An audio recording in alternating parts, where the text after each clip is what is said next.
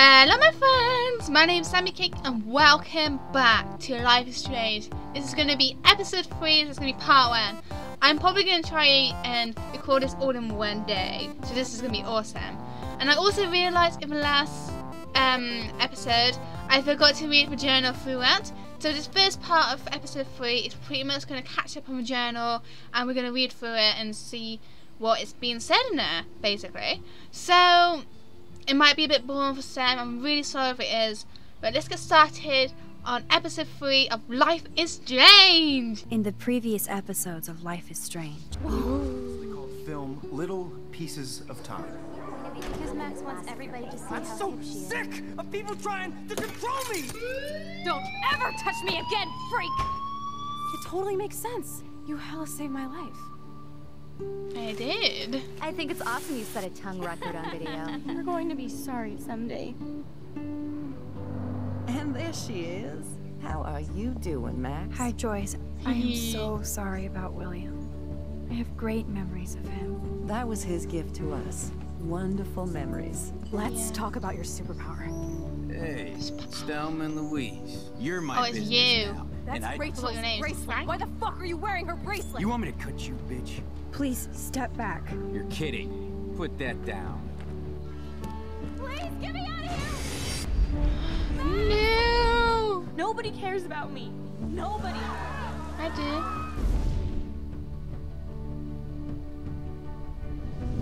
What are you doing here, Max?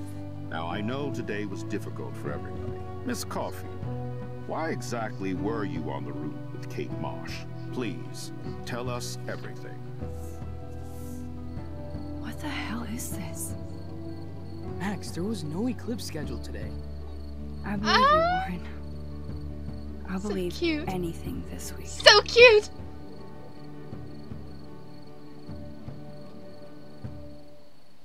Yeah. Life is Strange is a story-based game that features players' choice. The consequence of all your in-game actions and decisions will impact the past, present, and future. Choose wisely. I love how it says past, because that kind of hints that we're going to the past eventually.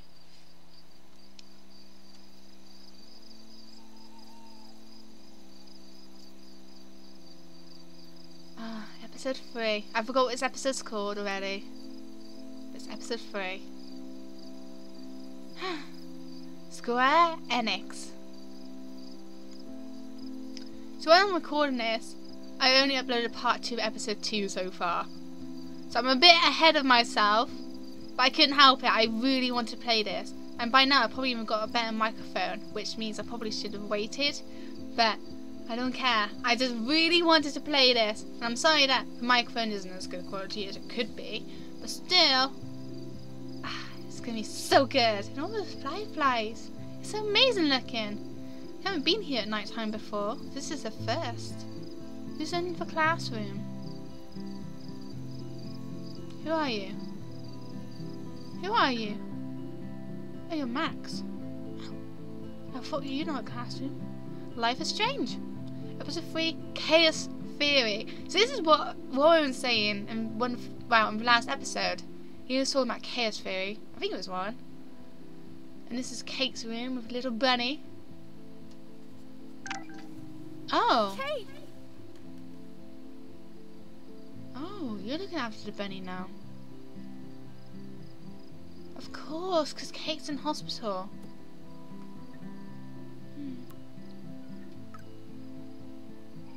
You went up the campus. I knew Chloe would be all over this. So I better get moving. Yep. Right. So here we got the thingy, the rabbit. What's that? But, like I said, oops, one button. Like I said, we're going to be reading the journal to begin with. Oh my god, 38. So, we got lots to read. This is page 23 and it's 38 pages. So, let's get started. Hello world! October 8th. I woke up this morning a different person, even if nobody knows yet. After yesterday's intense revelations of my rewind power and saving Chloe's life among the other cray-cray, as Victoria might say. If Fenn's a Blackwell, I have to assume everything's different now, and I thought exposing my photos to the world was going to be hard. After Chloe dropped me off back at my dorm yesterday, I tried to find out more about what that freak snowfall that happened when we at the lighthouse, but the local meteorologists are stumped so far. I felt so jacked up that I pulled an all-nighter on time and physics research. Why did you wake up in the morning then if it was an all-nighter? I'm just saying. Not being Warren, I ended up knowing less about my situation than when I started. I don't really think that my tornado vision and snowfall are connected, but at this point I have no freaking clue what to believe. I'm just so glad Chloe and I are a team again. That has to be destiny. Now I had to hit the showers to get ready to meet Chloe for breakfast. Lord knows I need it. I ran to Kate in the showers and she asked for the October Country back. I love that book and definitely need to get my own copy. Of course, when I was in the shower, Victoria and Taylor barged in and totally started ragging on poor Kate about the video, just to be complete assholes. They wrote the link on the mirror. I truly don't understand how they get off on acting like that. Victoria has everything. What does she gain by being a bully to Kate Marsh? We're supposed to be adults here, but I swear it's like Battle Royale, just without the dystopia and exploding heads. Only Victoria can make me feel dirty in a shower. That's so hard sounding. The plot thickens, and I can't get out. So as I listened to Victoria and Taylor rag on Kate about the video, I came back to my room to find this creepy photo montage only Nathan would be disturbed. The thought that Nathan was in here actually setting up this weird gallery in a way is way effed up. I better stop being more careful around here. I almost want a surveillance system now. That's true, we signed it, so we didn't get one, did we? Which means we might be in more danger. Ooh. Because if there was a camera system, we'd have more proof and stuff. But we signed it off, so we didn't get one. And now I'm kind of regretting it. Oh no. As if things weren't dramatic enough, I got a creepy text from a private number. Nathan? Victoria? No clue. I really had to start watching my back. I still had to give Kate's book back, so I went to her room. I knew she wasn't doing good, but I didn't know how bad until I went in. All the lights were off, blinds closed, like some emo goth den. And Kate is the opposite of emo goth. She was just crying in the dark. And it was so sad to see her like this. More sad is that I wish I could take a picture of her framed in her expressionist misery. Wow.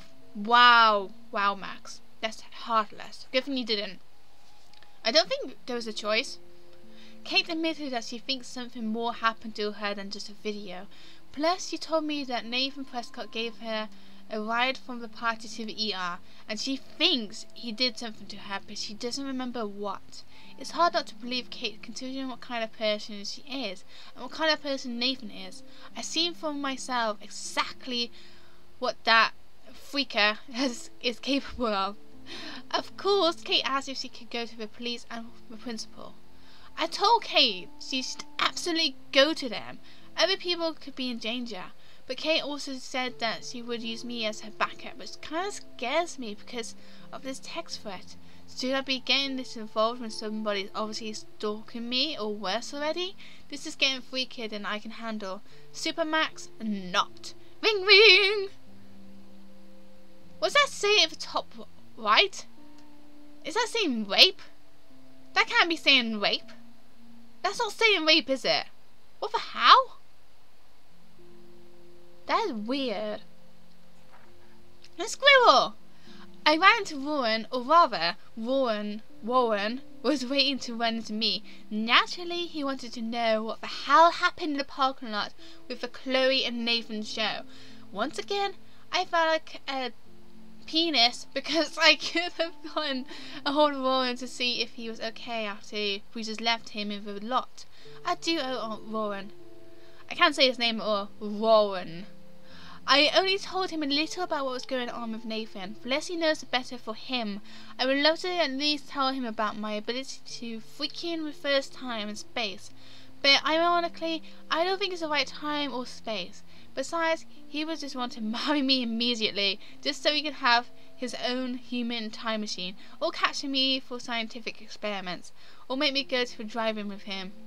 Yeah, he would. He would definitely marry you.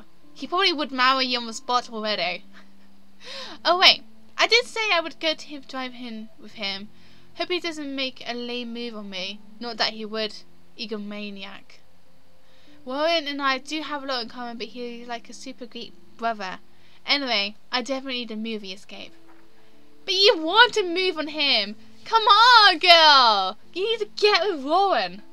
Before catching the bus out to meet Chloe, I saw Nathan talking to David, which made me nervous. Otherwise, I had a nice soundtracked ride to the Two Whales Diner. Talk about going back in time. I haven't seen the diner in 5 years, but it looks exactly the same. Although now there are way less fishermen and way more dumped food carts than when we were kids. Chloe and I had the best backdrop to play pirate old ships and a big ocean. Chloe was late, duh, so I was happy to be distracted by seeing Joyce again. The diner is like a museum piece, except with customers.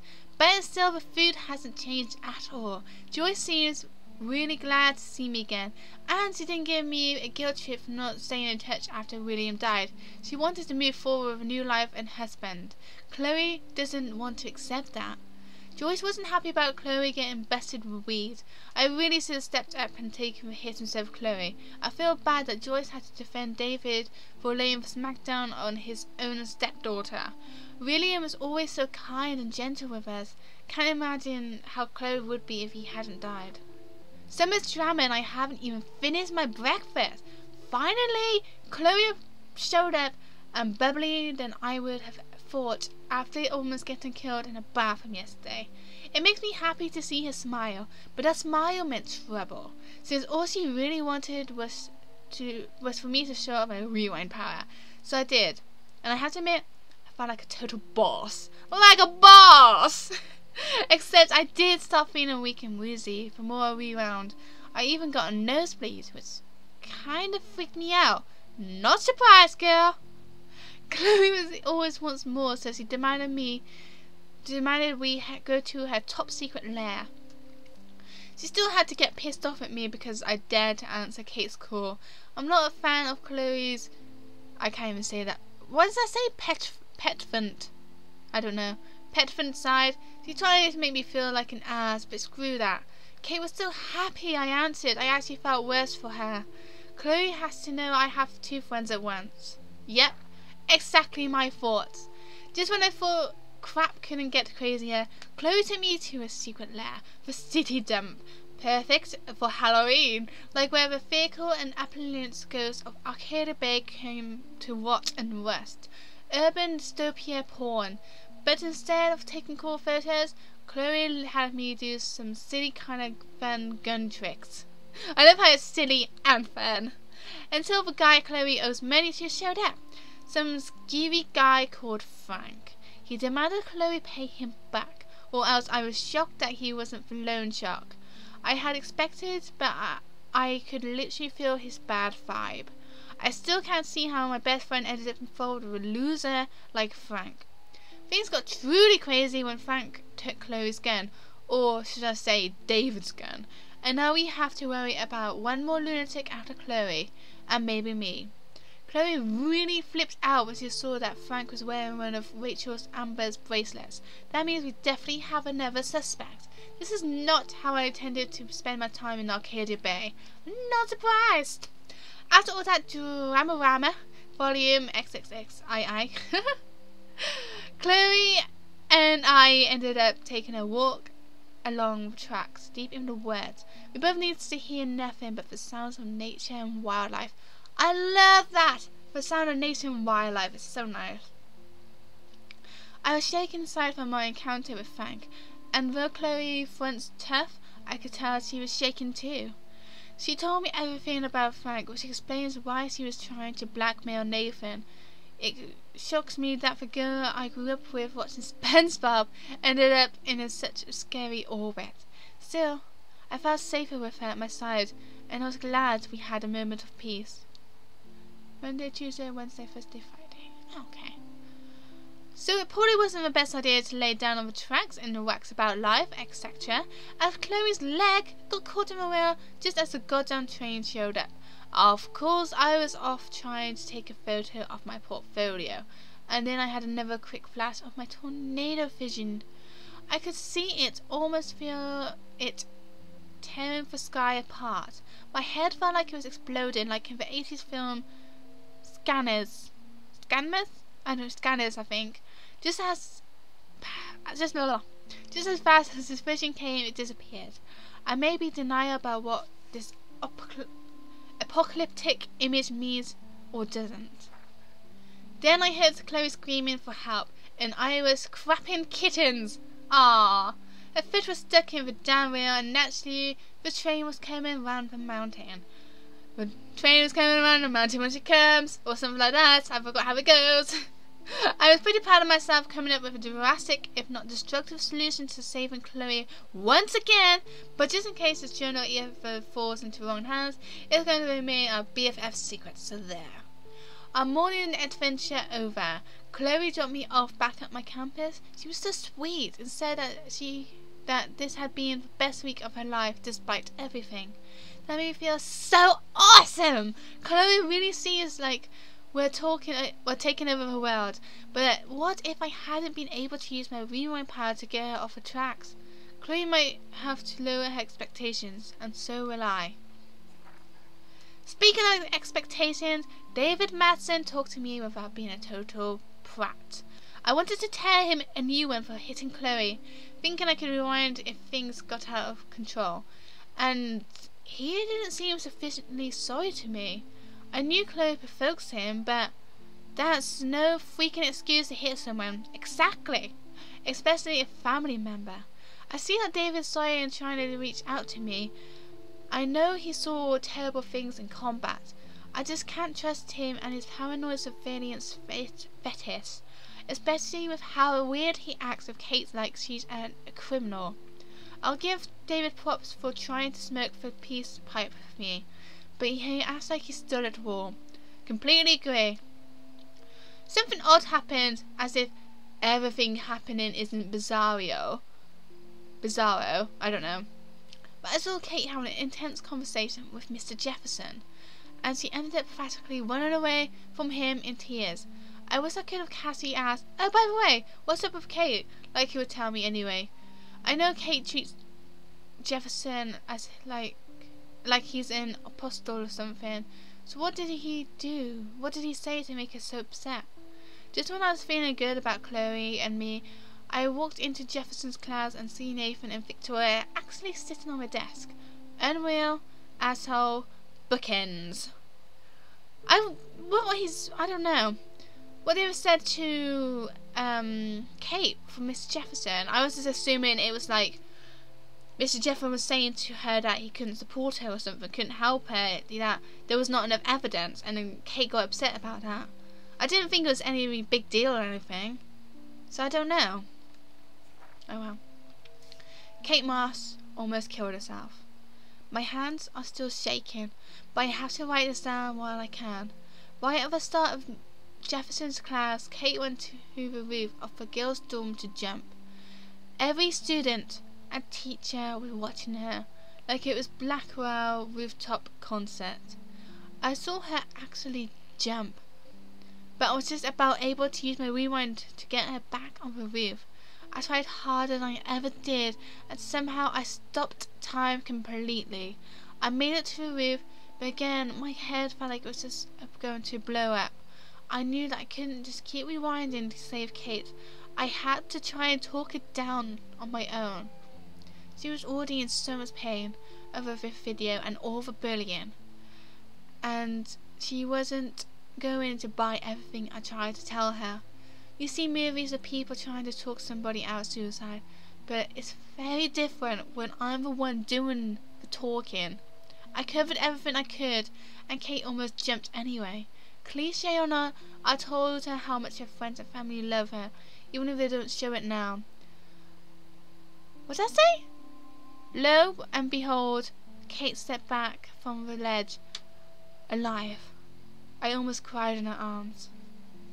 God, that was really a touching moment. Right. I know this isn't about me though. I have to admit it was an amazing feel to walk arm in arm with Kate from the rooftop to outside the dorm. Like I said, the whole school and police were watching us almost completely silent. Then I heard what sounded like Logan yelling out, "Give it up for Max!" And everybody started to clap and cheer. Talk about surreal. The people who ignored me or treated me like crap suddenly crushing on me. That might be the strangest thing that's happened to me this insane week. And that made me wonder if Victoria was watching and how she felt about all this. I almost wanted to find her just to get in her smug face for enabling Kate's suicide attempt. Such cruel bullcrap. Though to be fair, Victoria wasn't the only one that was responsible.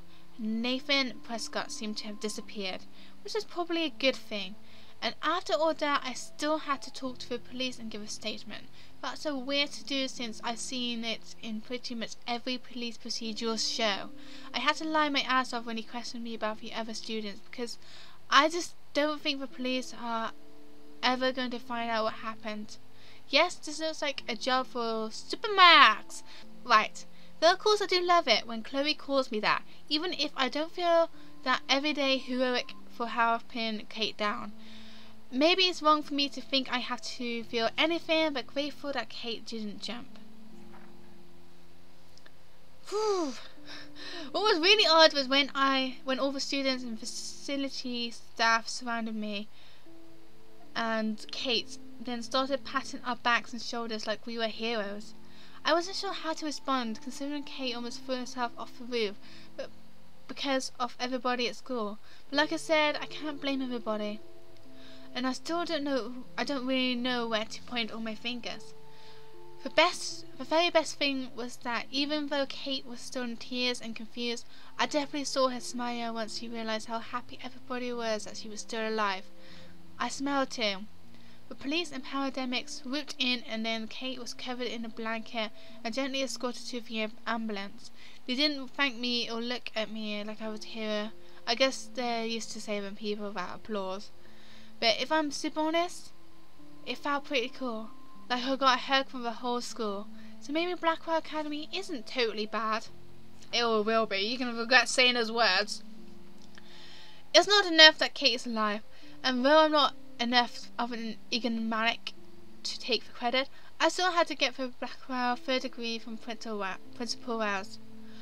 It was bizarre to be in his tacky office with Nathan Prescott, David Madsen, and Mr. Jefferson calmly talking about why Kate would attempt suicide. I was quite giddy inside, just replaying in my head the moment when Kate stepped towards me with a glimmer of hope in her eyes. Part of me wanted to smash Nathan's smug face against the desk, knowing he had a lot to do with Kate's suicide attempt.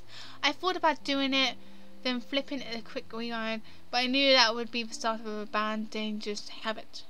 Fortunately, Principal Wells amazingly did the right thing and booted Nathan for a few days. After I told him what happened in the bathroom, he must have more crap on Nathan because otherwise I doubt this would happen to Prescott. That's some small gesture for Kate. There'll be more if it's the last thing I do, but it could be if I'm not careful. Yeah. Right, last page. After being grilled in the principal's den, I hung out with Warren on the lawn so I could feel grass under my feet and watch the fluffy clouds. He's such a sweetheart. He kept telling me how proud he was that I stopped Kate from jumping. I don't believe that I did, but I had to say it's better to be treated like a hero at school than like a tree loser. Still, I told Warren that something ominous is happening at Blackwell Academy. Whereas Amber, Chloe and now Kate have all been victims. Not to mention me. If I keep playing amateur detective, wish I could have let Warren know about my power, but it's not the right time. As if anything is the right time anymore. And to make the day end on the most surreal notes possible, the sky went dark. and we watched the solar eclipse that was not announced on the news or any astronomy site.